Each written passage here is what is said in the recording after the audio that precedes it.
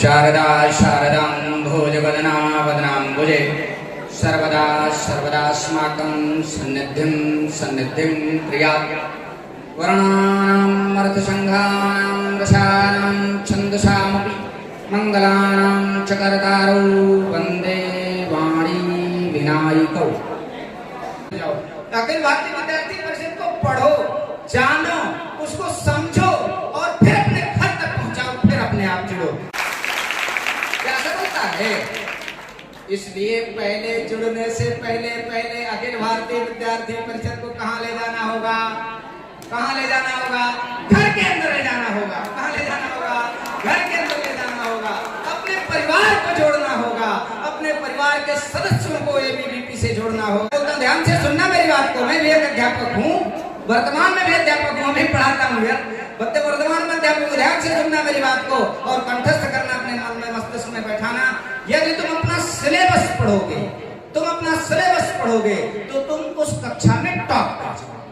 बस इतना ही होगा ना। लेकिन भाई साहब ध्यान से सुनना, मजा आ जाएगा। यदि तुम सिलेबस के अलावा सारी पुस्तकों का अध्ययन करोगे, यदि आप चाहते हो कि राष्ट्र का निर्माण हो, तो आपको अपनी पुस्तकों से हट करके भी कुछ पढ़ना होगा।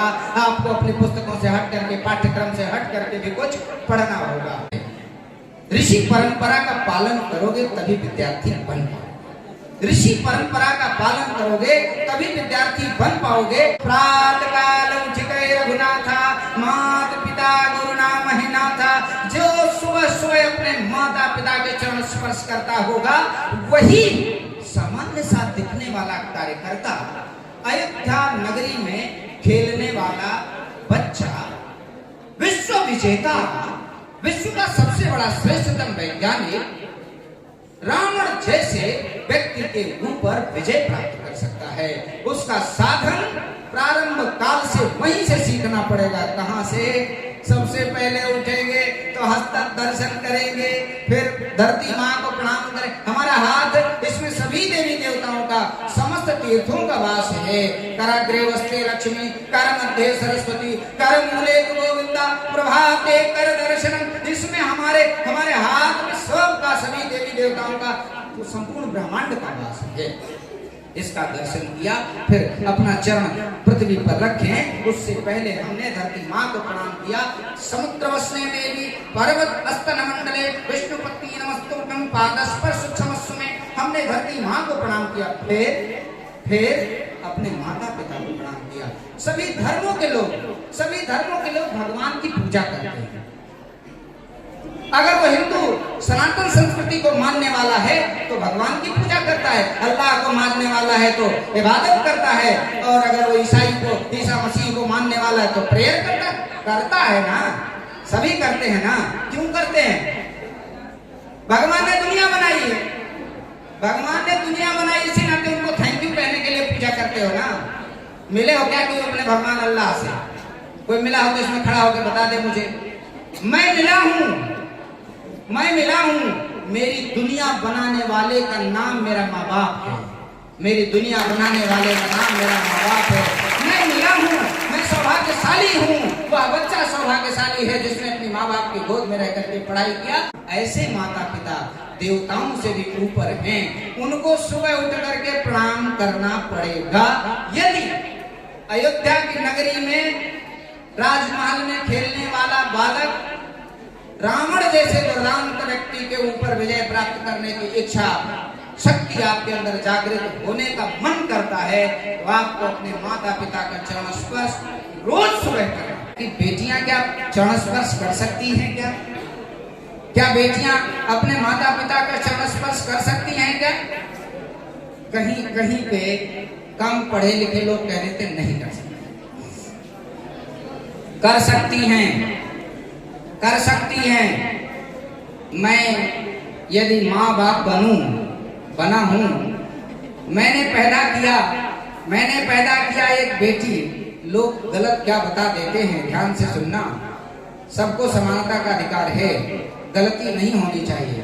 बता क्या देते हैं?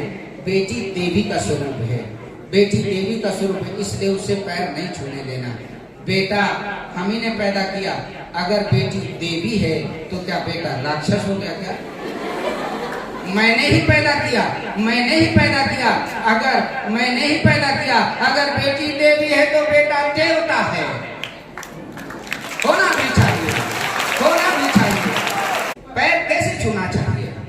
अपने आचार्यों का सबका पैर भी नहीं छूना चाहिए, और न सबको न सबसे अपना पैर छुआना चाहिए, ये भी सुन लीजिए। और अनावश्यक रूप से जैसे कुछ लोग आजकल पैर छूते ना, तो ऐसे मान लो ऐसे पैर छू लेते हैं, ऐसे ना करो, झापड़ मार तो मंजूर है, आप अपना नुकसान कर देते हैं। जरा ध्यान से समझना पैर छूना कैसे है। पैर छूना, जो छूने वाला है उसे हम याचक कहेंगे, वह कुछ प्राप्त करना चाहता है, और जो पैर जिसका छुआ जा रहा है वह दाता है। याचक और दाता दो लोग हुए, जिसका पैर छूना है वह दाता है, जो पैर छू रहा है वह याचक है।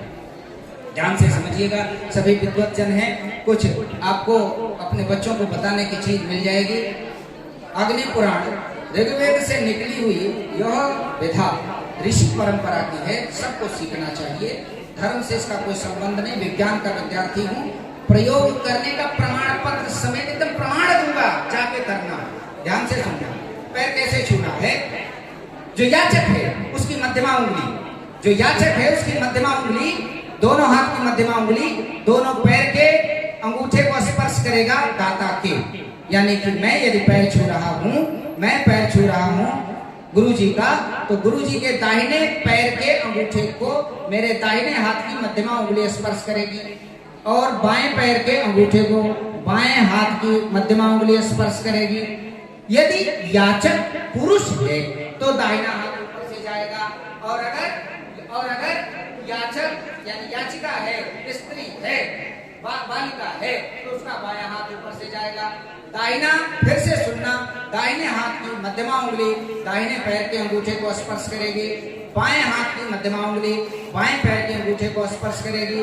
और यदि याचक पुरुष है, बालक है, वो पैर छू रहा है तो दाहिना हाथ ऊपर से, और बालिका है, स्त्री है तो बायां हाथ ऊपर से। इस प्रकार से मुद्रा बनाएंगे। आशीर्वाद देने वाले को मुद्रा कैसे बनानी है, यह जो बीच वाला हिस्सा जिसे हम हथेली का गदेली बोल देते हैं, यह याचक के वहां पर रखा जाएगा जहां पर बाल बीच में गोल गोल घुमा हुआ होता है, जहां चोटी रखते हैं, जहां पर चोटी रखते हैं, उस स्थान पर आशीर्वाद मुद्रा में वो रखेंगे, उसके सिर पर रख देंगे। जिस किसी के मां ने दूध पिलाया चैलेंज करता है, 180 श्वास से ज्यादा इस मुद्रा में यदि खड़ा रह जाए कोई दाता, भयंकर इलेक्ट्रोमैग्नेटिक एनर्जी से, फिजिक्स वाली बात सुनना, इलेक्ट्रोमैग्नेटिक एनर्जी से एनर्जी ट्रांसफर होती है। यह जो दाता है, जो दे रहा है, इसके बॉडी में there are 6 magnetic centres in our body. हमारे बॉडी में, हमारे शरीर में 6 चुंबकीय केंद्र हैं, जिनको हम मूलाधार, स्वादिष्ठान, अनाहत, आज्ञा, ऐसे अनाहत चक्र से सहस्त्रार तक ले जाते हैं। यह 6 केंद्र, जिनको हम लोग कुछ लोग 6 चक्रों के नाम से भी जानते हैं। ध्यान से सुनना, वहां से निकलने वाली मैग्नेटिक फील्ड लाइंस, हमारी बॉडी से निकलने वाली मैग्नेटिक फील्ड लाइंस, यदि पुरुष है तो उसकी बॉडी से मैग्नेटिक फील्ड लाइंस निकलती हैं सिर से दाहिनी तरफ, और अगर वह स्त्री है तो बाईं तरफ। इसी नाते से बताया, पुरुष का हाथ किधर होना चाहिए, दाहिनी तरफ, और स्त्री का हाथ किधर होना चाहिए, बाईं तरफ। पैर छूने की प्रक्रिया समझ में आ गई होगी, आई है कि नहीं आई है, बोलो। अरे बच्चों, तुमसे पूछता हूँ विद्यार्थीगण, तुम्हें पैर छूने की प्रक्रिया समझ में आई कि नहीं आई? खड़ा करूं, किसी को बता ले जाओगे क्या? अरे बताना नहीं, खड़े बैठे रहो, खड़ा होना नहीं है। आज से ही जाकर के वहां पर अपने घर पे ये कार्य प्रारंभ कर देना है।